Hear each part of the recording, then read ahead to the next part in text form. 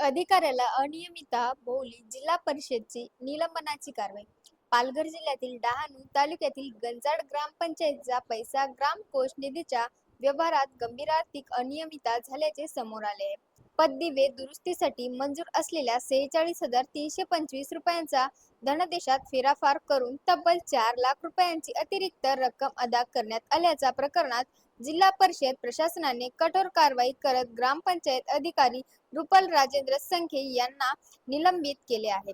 गंजाड ग्रामपंचायतीतील महालपाडा येथील पैसा ग्रामकोष अध्यक्ष लक्ष्मण सखाराम राबडी यांनी 4 जून 2026 रोजी केलेल्या तक्रारीनंतर या प्रकरणाची चौकशी करण्यात आली.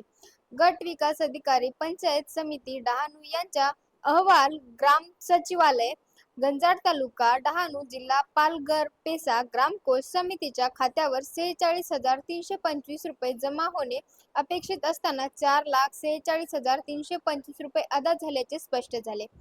तपासादरम्यान रोकड वहीतील नोंदी आणि पॉझिटिव्ह पे सिस्टीम PPS फॉर्म मधील कारणांमध्येही विसंगती आढळून आली.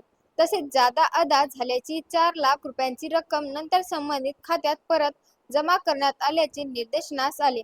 प्रशासनात खळबळ संपूर्ण प्रकारात कर्तव्यात हलगर्जीपणा व महाराष्ट्र जिल्हा परिषद जिल्हा सेवा वर्तणूक नियम 1967 मधील नियमचे उल्लंघन झाल्याचे मानून मुख्य कार्यकारी अधिकारी मनोज रांडे भाप्रसे यांनी 18 जून 2026 रोजी रुपल संखे यांना तात्काळ प्रभावाने निलंबित करण्याचा आदेश जारी केला.